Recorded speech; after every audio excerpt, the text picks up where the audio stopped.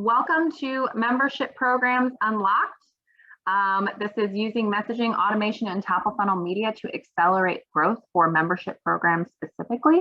We're going to be talking through a client success story we had with Mount Vernon Ladies Association.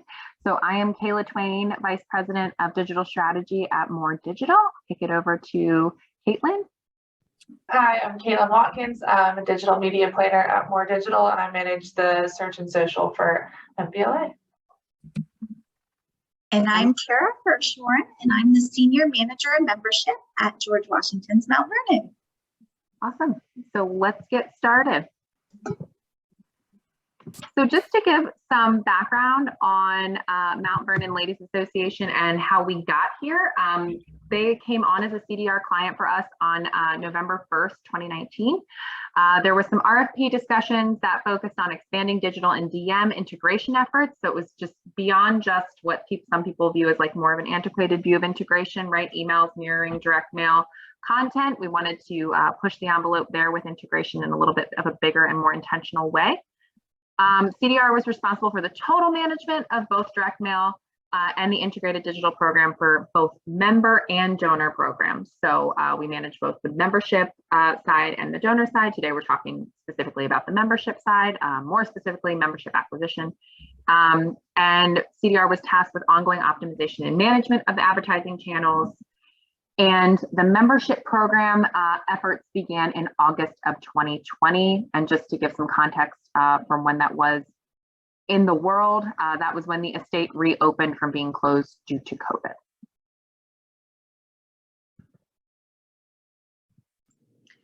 All right, well, I thought it would be good to start with an overview of the membership program at Mount Vernon. So currently, we have over 14,000 member households, and the program raises more than $2 million annually to support Mount Vernon's mission. Every member enjoys the benefits you see here: free daytime admission to visit the estate, anytime tickets to tour the mansion, discounted tickets to special events such as our wine festival, and we have on-site savings like 10% off on shopping and dining, a subscription to our members-only magazine, and exclusive invitations to members-only events, both in person and online, and they get a souvenir guidebook.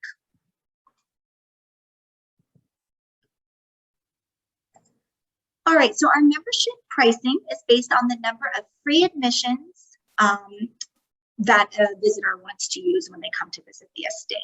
So the individual membership would be for one person to visit the estate free of charge, the dual membership for two, and the family membership would be for 2 adults and all children under 18.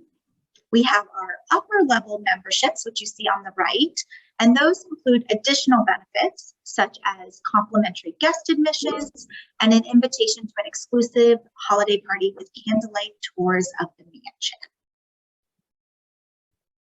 All right. Okay. So membership program at a glance. So at Mount Vernon, as I mentioned on the introductory slide, was an integrated client, meaning there's a direct mail side and a digital side. So just to give some background on the membership program on the direct mail side and sort of what we were walking into when we first began the engagement, Mount Vernon had been mailing very similar renewal notices for several years with only minor tweaks to art. So individuals who are upcoming on their expiration, they were getting these notices to renew their membership. The length of the number of notices varied, and at times it fluctuated, being shorter and longer than the current series. Members got a variety of other DM appeals in addition to these renewals, including the magazine. They also were solicited for donations beyond just the membership, so they could give in addition to the membership. And testing had been minimal. There was a concern about quantities being too small to have any statistical significance. But some of the prior DM testing was various envelope sizes, color and imagery, and a statement format. So just to give you an idea of what we were walking into from a digital perspective with our counterparts on the direct mail side. So then on the digital side, there was little to no membership renewal or acquisition efforts in digital, period. This was due to prior poor performance. So those efforts were put on pause.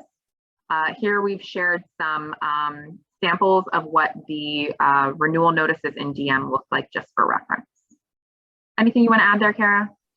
Yeah, I think, you know, not only did we pause the digital efforts because of poor performance, but we actually had our members start unsubscribing from all Mount Vernon emails due to the renewal email series. So not at all the results we were going for.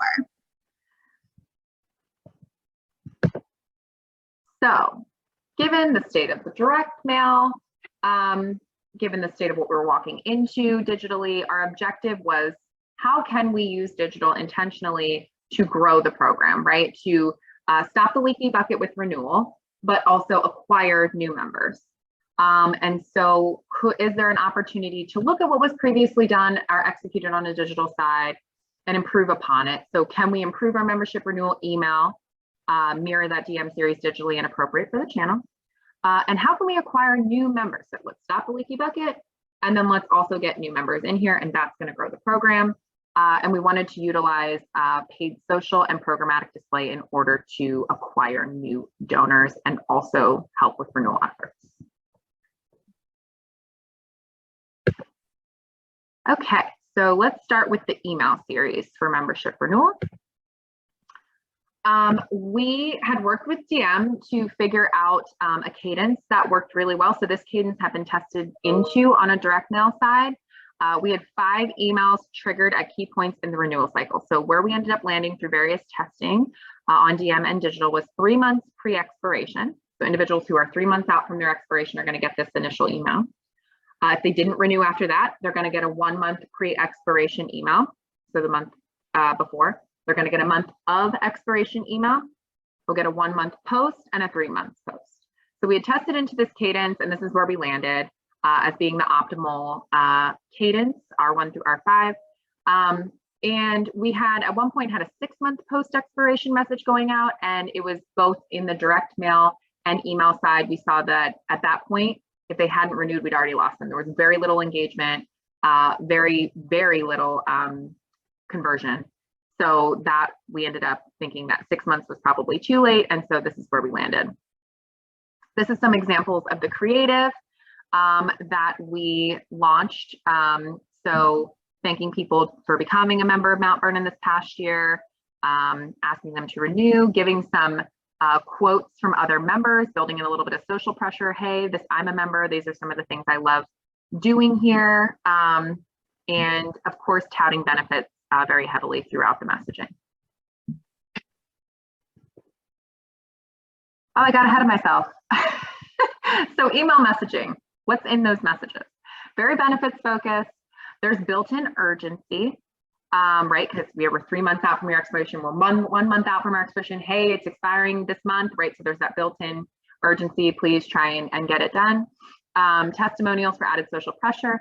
But we also had alternative options such as additional gifts. So if we got to a certain point in the cadence for email where individuals were not renewing, rather than lose them, we decided, hey, let's just guide them towards another journey and ask them for a gift instead of renewing. And that was done at the end of that series in an attempt to garner whatever additional revenue we possibly could. So this is just some of the art that was built into our email series here. You can see here we had the benefits sort of put in this nice infographic. Again, just some messaging from other members to build in the social pressure.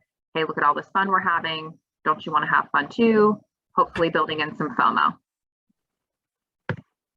Okay, so email results. We got this built in 2021. And so right here, you'll see that this is the 2021's full results, full year of results. And then FY22 was up through, Kara, I want to say this is up through June. I believe that's correct. Okay, so it's half the year. That's right. So for online and FY21, just in renewal revenue through this email series alone, we got 503 renewals and $127,644. Now this, I may not have mentioned this, and that's my mistake if I haven't, but this is a set and forget automation. So this is not something we're actively doing each month. This is just automatically set up to automate and send. So to us, this is low-hanging fruit, like getting this type of automation in place.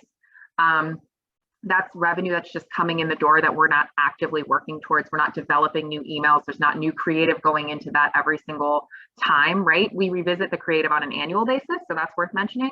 But just to make sure everything's current and you know, we're on the right track there. But this is all low-hanging fruit revenue. So from FY21, we got $127,000, and for the first half of FY22, $53,000 and 291 renewals, for a total of $180,729 in renewal revenue for email alone, which is very exciting. And I mentioned that we revisit the creative on an annual basis for numerous reasons, but our initial renewal series was created around the pandemic, like during the time of the pandemic. So a lot of our messaging was focusing on the virtual offerings. And so when we went to redo it for FY22, we needed to kind of shift things around. Now we're having in-person events. And so we needed to like update all of that imagery, update the benefits we're touting. So again, it's worth revisiting on at least an annual basis to make sure that everything is current. And with that, I've done enough talking. I'm going to hand it over to Caitlin to showcase her amazing media program. Awesome. So as Kayla mentioned, so we ran ads in social and programmatic display to accompany the email and DM membership renewal and acquisition efforts. So we'll take you through how we did just that. So starting with renewal ads, we used a CRM list updated monthly to target people whose memberships expired last month and whose will be expiring in the next 2 months. So slightly pared down cadence from what Kayla was saying in email. And so similarly with that, with a creative standpoint, that is, aside from updating those lists, we do sort of set and forget because people, their memberships are typically annual.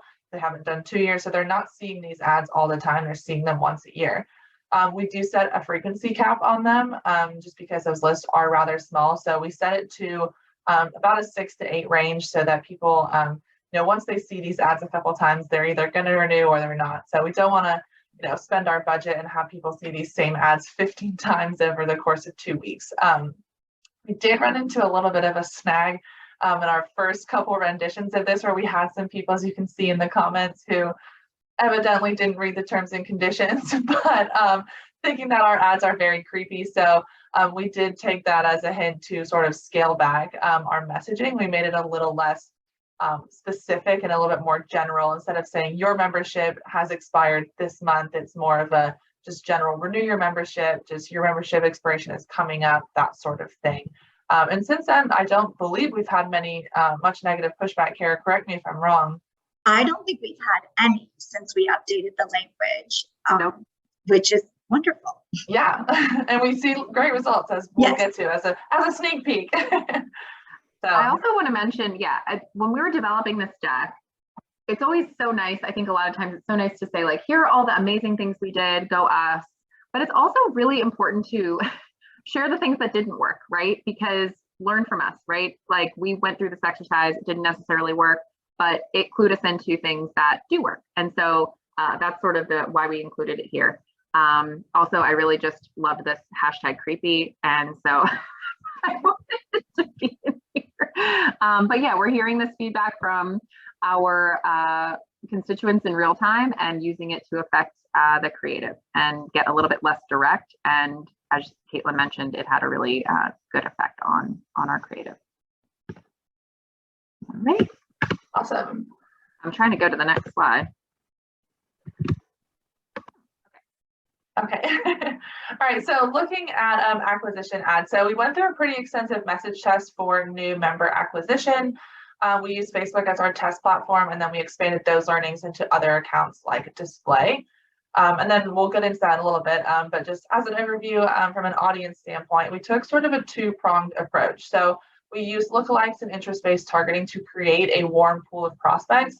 Those people were driven to a more informative landing page that's like, you know, what is a membership at Mount Vernon? What kind of things can you get from that? It wasn't this hard ask of become a member now if people didn't necessarily, you know, maybe they've never been, maybe they don't know much about Mount Vernon. It was more informative. And then we retargeted those specific people with a harder ask, knowing that they are at least familiar with Mount Vernon as an estate, what kind of membership options they have, So that two-pronged approach, we found a lot of success in. All right, and then. Sorry guys, my slide advance does not want to work. Okay, there you go. Okay, great. So as I mentioned, we tested messaging. So we took some inspiration from the MoMA ads that you can see below, but we came up with 3 approaches. So we wanted to test messaging about types of memberships you can get, different perks that come with memberships, and then psychographics. So taking that history buff, passion for knowledge, that type of approach. So those were sort of our 3 buckets. We had done some industry research to kind of figure out, okay, what are other, maybe not direct competitors, but indirect museum competitors? What are the types of things they're touting in their membership messaging?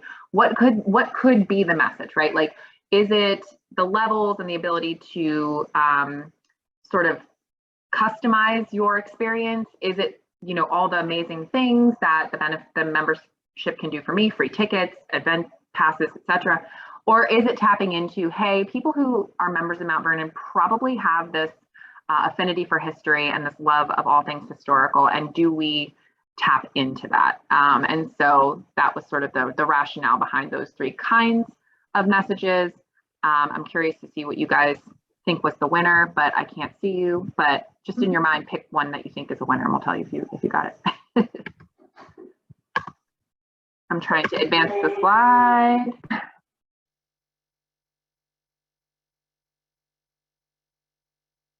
Well, as she's trying to do that, I'll talk to the next slide.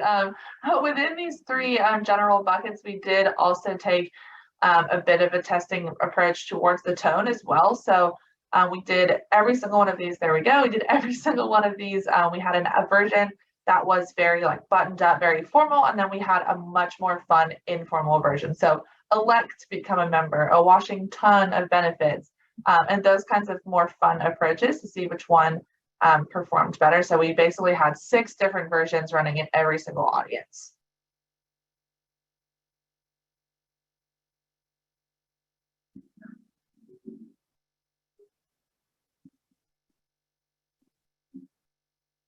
I'm sorry, guys. I really don't know how to get this to advance. It's not working.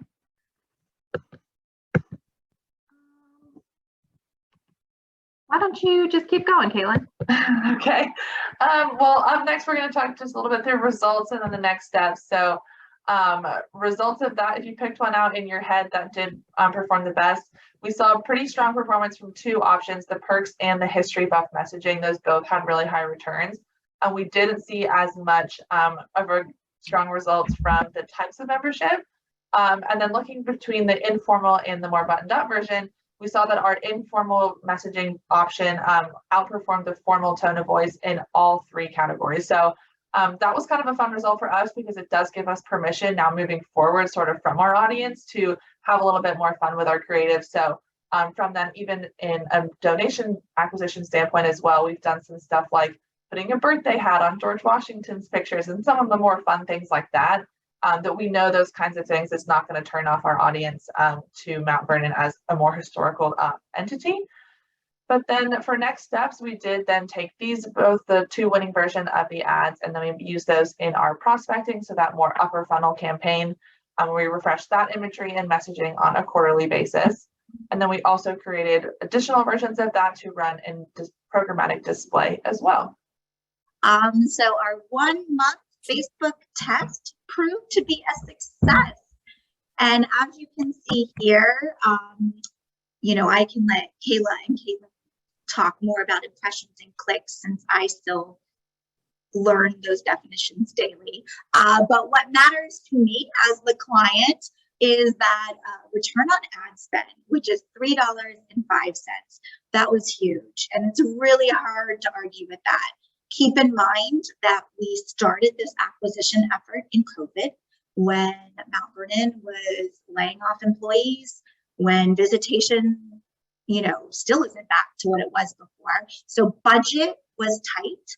And so going to our finance team and showing that if we spend a little money, not only are we going to make that back, but will really, you know, benefit the membership program and the revenue of Mount Vernon. So that was really important for us because it allowed us to then argue for a larger budget, not just when budgeting season came, but Kayla, if you remember, we even got approval to spend more earlier than our typical summer budgeting time. So that was wonderful. I also love that this was a very low investment test. So we really only had to spend $1,500 to see these amazing results. So it felt doable, and although Mount Vernon seems big, we're a pretty lean and mean machine. So we don't have a lot of extra money laying around to invest. So that was a real benefit for me. And also, the digital world is unfamiliar to me. Even, I've been doing this for 15 years, but this is a new thing, advertising on Facebook and, display ads. So I also appreciated that we were able to do this really small test so that I could get comfortable with it and then see the value and apply that on a larger scale to grow our membership program. And we love that too, Kara. I mean, that's why I just love that sort of approach. It works for us, meaning the agency, but it works for you guys on the client side, right? Like, let's all get comfortable with it. Is this something we haven't tried yet? It further supports our position and our pitch to you, like, look what we can do, give us more money, we can do more with it, right? But it allows you to buy into it in a way that you're comfortable with, at a pace you're comfortable with. And to Kara's credit, she fought for more budget on our behalf, and it was lovely, and we were able to do so much more for them. But yeah, I really love that sort of let's test it out and get everyone's buy-in and everyone's comfortable, us and the client, and really show them what we can do.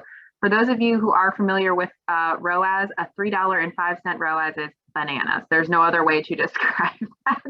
So we were very, very, very pleased with these results. And Caitlin did mention that in the chat, which I appreciate, Caitlin, that the B versions were the more fun versions, like the washing ton of benefits, as opposed to the more buttoned up versions.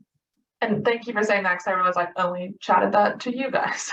So no one else saw that. So yes, the B version was the more informal version. And then just for a little bit of just industry benchmarking, we typically see a click-through rate around between 0.3 and 0.4% for a conversion campaign. So this 0.61 is huge, especially on the front end. So it definitely goes to show how well those ads resonated with who we were trying to reach. So we're just killing it with the technology of this webinar. I'm just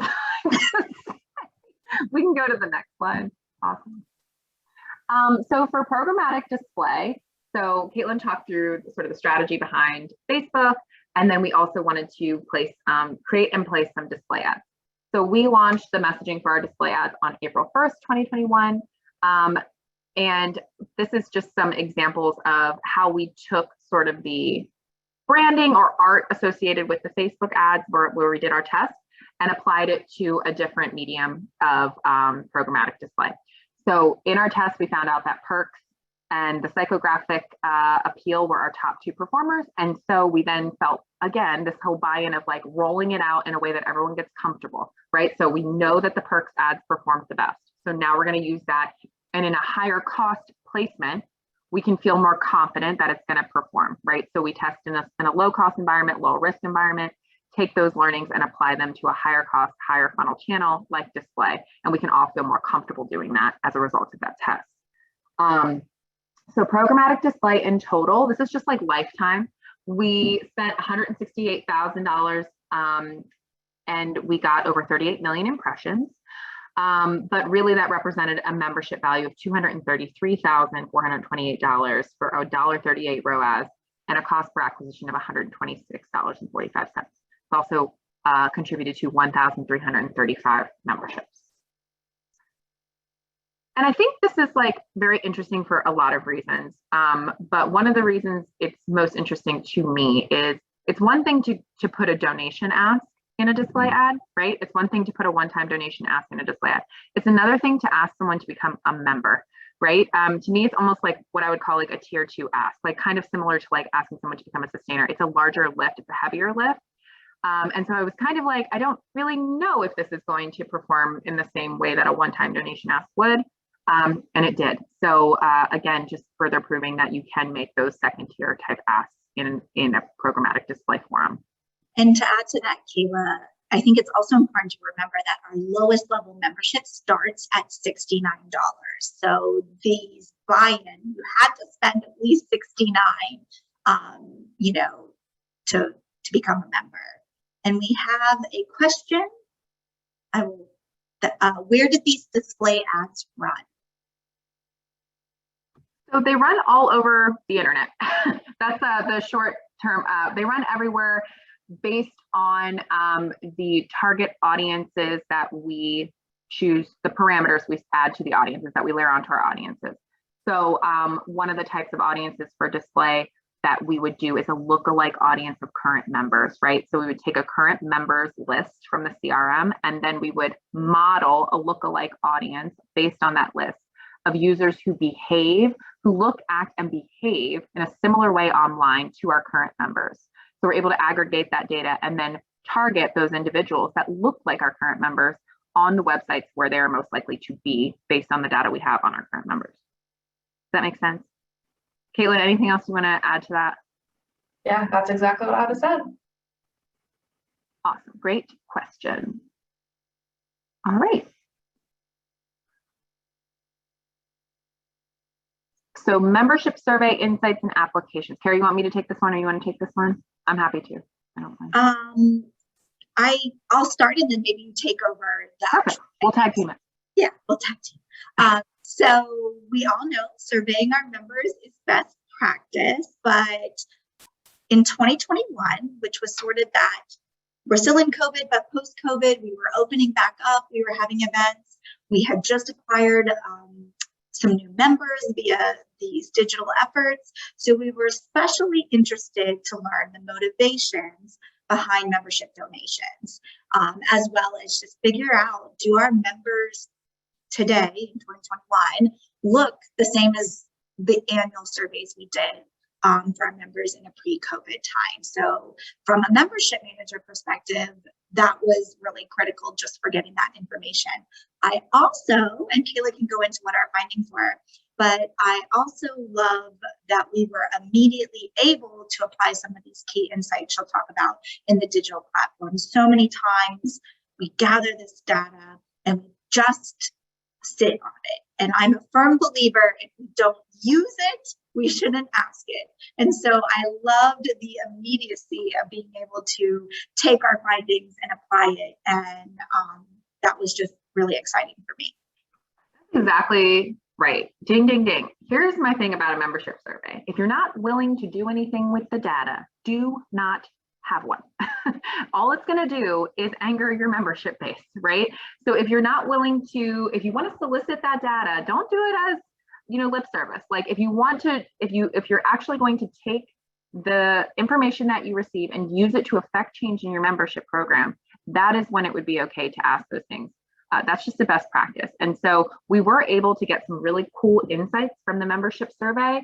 And as Kara mentioned, have some immediate digital applications. So for instance, some of the things we found out, almost half of the current members joined after visiting the estate multiple times. That's really interesting, right? So we know that repeat visitors have a tendency to become members. So how can we use that? We'll pull the list from Tessitura, that's their CRM, of repeat visitors and utilize it as a targeting list in Facebook, right? We were already suppressing current members in that channel, so there wasn't any overlap. So again, just getting smart about how we interpret these findings. We also found out that roughly 2/3 of members believe it's very important to receive updates on preservation and restoration. That was like by and large one of the huge themes that came out of this survey. I want to know about preservation. I want to know what you're doing to preserve Mount Vernon. I want to know what you're doing to restore Mount Vernon. Those are very big things that are important to me. So we created a preservationist email series in one of our slower or softer fundraising months, right? So we can have like an engagement moment that launched over the summer. And we interviewed preservationists. We did before and after images highlighting transformational work. And so we featured that in email. We featured a lot of those emails came from the preservationists. So trying to create a relationship between the preservationists and our target audiences. And that campaign was very well received anecdotally and also from an engagement standpoint. Almost half of current members are also members of other historical organizations. If you're not asking your members this question, ask your members this question. So what other organizations do you support, right? That's the question. And we found out that there is a lot of overlap with Mount Vernon and Colonial Williamsburg. So we added Colonial Williamsburg Foundation as an interest targeting group on our prospecting ads in Facebook. Nick, I saw you came unmuted. Did you have something you wanted to say? There's a question about, were there any soft asks in the preservation series as you went through it? Yes, absolutely. There's always an ask. For any of you who have worked with me, there's always an ask, but it's soft, exactly that. So it's a donate button in the upper right-hand corner. It's a donate button at the bottom of the email, but it's certainly not, the donate is the CTA, but it's not as hard-hitting as normal appeals would be. Great question. Thank you. We also found out that roughly 2/3 of members currently reside in Virginia. So we expanded our Facebook ad event targeting to all of the DMV. So again, just some things we learned and how we could quickly turn them around to up our game in our digital program. Cool. I realize, Nick, that your version does not have the same formatting as mine, so forgive us as we deal with these technical difficulties. But overall results, engagement to date, this is just our top line numbers. So for paid social in its entirety, we got $66,629 and a ROAS of $1.82. For email of August 2022 present, that was that $180,000 total number. And for programmatic display, 233,000. So we had shared all of those individual totals for overall value for renewal and acquisition of almost $500,000, which is very exciting. All right, I'll hand it over to Kara. Great. So as Kayla and I were putting this presentation together, it dawned on us that, it's really helpful to see what this impact actually did to the membership program at Mount Vernon. And so this chart gives us a really great side-by-side comparison. So we are looking at the 2019, this is sort of taking the end of 2019 year before we started working with more in CDR. We had 10,518 members. 2022, so this was at the end of June now, we had 13,791 members, which is a 31% change. This is huge growth and the largest growth in Mount Vernon history in that short time period. Previously, we were only averaging a 5% increase year over year. And that includes big years and little years. That was just our average. So we were just thrilled. And these members are not just new members, but they're new to file. So they were new donors to Mount Vernon, which also is great because now we can get them and ask them to give even more above and beyond their membership. So we loved that as well. You can also see that our national membership base grew significantly through this digital campaign. It had been a strategic goal for our institution ever since I got hired in 2017 to really grow the number of national members we have. We feel very strongly that Mount Vernon is an important place in American history and that becoming a member of that, even if you aren't local, could really resonate. But we had never actually been able to move the needle with that. But due to these digital ads, you can see that although our local percentage of local members decreased, that meant we saw that increase in the national level, which was really great, especially since the national folks are less reliant on coming to Mount Vernon and more likely to just renew because they support such a wonderful cause.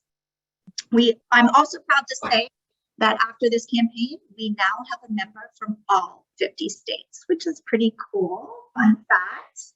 We all do that. That's very exciting. Yeah, it is. I'm very proud of that. I love it. So our South Dakota was the hardest. It was North Dakota. One of the Dakotas was like a really small state. in terms of number of donors, but we finally got a member to make it all 50 states. So Caitlin, beef up our ads in those 2 states, please, so we can keep that statistic going strong. Caitlin actually drove to the Dakotas and made a donation from there. That's what happened. I'm just kidding. Yeah, right. I need to get some friends out there. Another really great outcome was we saw a huge increase in our upper level membership. So our $500 plus group, which obviously really helps with revenue and made a big impact on our overall revenue. And I thought pre this strategy that our 67% retention rate was a pretty darn good retention rate. I was pleased with it.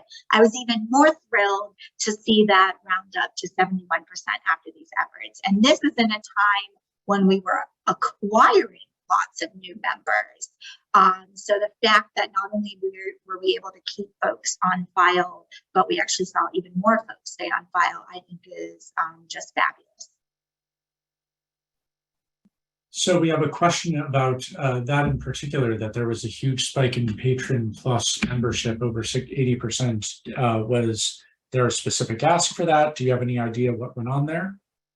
I think for me, that's the level where you start allowing like guest admissions in and holiday parties, some of those benefits that are really, move you beyond just a general visit and into a more, some higher level benefits. But also I think, and Caitlin, you can tell me if you agree or disagree, that because we started focusing on mission a lot in our work, that's where you start to see the more philanthropic givers at that level. I think it definitely helped with the retention of those individuals. But in terms of, so like the retention effort, yes, we improved the program. We delivered more on the messaging that we found out was important to members through that survey, right? So we're giving them the preservation series, we're providing more frequent updates. So to Carrie's point, we're affecting the communications experience. Yes, we are touting different benefits for those higher level members. And so that, again, that's all in the renewal and the retention part of that. But it is interesting to note, we did not tout anything different in our acquisition, right? It was all one acquisition message, the same set of standard benefits. So it's not as if we were touting these higher level benefits to a certain subset or population. So they came on board for the ones that were acquired with the standard level of benefit information. So it's just a note. Oh, right. And I would like to say too, like, we'd like to take all the credit for this 31% change, right? It looks so amazing. But it also is what happens when you turn on a program, right? So it's not as if we were coming in and, to Kara's point, they had a limited experience with membership acquisition and renewal. And so we came on and really just kind of like turned everything on. So, which is great. And there was a lot of strategy that went behind it, a lot of, messaging strategy and testing that went into it, as we covered. But there is something to be said for turning something on when it was off. So, we're going to be constantly challenged each year to improve upon the program, and we will do that through additional testing so we can maintain these stellar results. Okay, key takeaways. So email automation, again, this is that low-hanging fruit conversation. If you do not have an automated membership renewal email series set up, please do not pass go, do not collect $200, do that immediately. This is something that can be running without active management beyond an annual revisit of the creative. And so just making sure you're triggering it at key points in the renewal cycle and retesting that cadence as well on an annual basis. This could also result in DM savings. I know that was something that Kara really liked as well. So when you are having individuals renew online, you do not have as many people to reach out to in direct mail with a renewal notice in the mail. So as we know, direct mail is much more costly than emails. And so it also results in DM savings. We did not factor the DM savings into our results here, but we certainly could have. Urgency and social pressure, include copy and imagery that increases the urgency the closer you get to the renewal deadline. We love some FOMO, we love some social pressure. We love to get current members talking about what an amazing time they're having. We like to talk about, hey, cut the line at this event. Hey, get into this event for free. members only perks, things like that. Make sure that's woven into your messaging. Alternative conversion opportunities. Hey, we hit the 3-month post expiration cadence. Are we going to hit them again with a membership renewal ask, or are we just going to try and divert them into a donation ask? So at the very end of your renewal series, consider offering an alternative call to action, such as donate now. We're just kind of guiding them towards a different pipeline without losing them. Membership survey key learnings application. Again, if you don't want to know and you're not going to do anything with it, don't ask, right? Don't ask your members for information if you don't plan on having it affect and change your program or applying those key learnings to your targeting strategies. We were very well served by that membership survey. And like we mentioned, there's a lot of quick applications that allowed us to tweak and refine our program in real time. Digital cadence testing, consider testing your renewal cadence in digital, right? So maybe, you would, for instance, through testing, we found out that 6-month post was a significant drop off in response rate from the 3-month. And so we said, well, we're not really losing anything here. Let's cut off the 6-month renewal and just keep a 3-month renewal instead. You can also use those tests to guide testing recommendations in DM. I wouldn't necessarily say roll out the same testing results in digital in DM immediately, but you can use it to craft a testing recommendation in DM based on your results in digital. And then Facebook ad renewal messaging, do as we say, not as we did. With the hashtag creepy messaging of targeting individuals who we knew were going to renew, maybe soften that messaging as opposed to coming out with like, your membership has expired, and people being like, whoa, how do you know that? That is weird. Even though if you're on Facebook, I got news for you, your data is fair game. But being sensitive to that and to, the psychographics of your member base, and maybe softening that language. Renew your membership as opposed to your membership has expired, right? So just that tiny language tweak and a creative refresh completely changed our results. And then there's a question in the chat about the survey question. Yep. When you did the competitive organizations, was that open-ended, or did you provide a list of those that you suspected might be in the... It was completely open-ended. In fact, I can read you the exact question. Are you a member of any other cultural, historical organizations or museums? If so, please list below. And Colonial Williamsburg was like one that just kind of naturally rose to the top. So we were like, hey, that's really interesting. If these individuals are supporting Colonial Williamsburg, probably like-minded individuals probably also support Colonial Williamsburg. So let's apply that targeting to our Facebook ads. Any other questions, comments?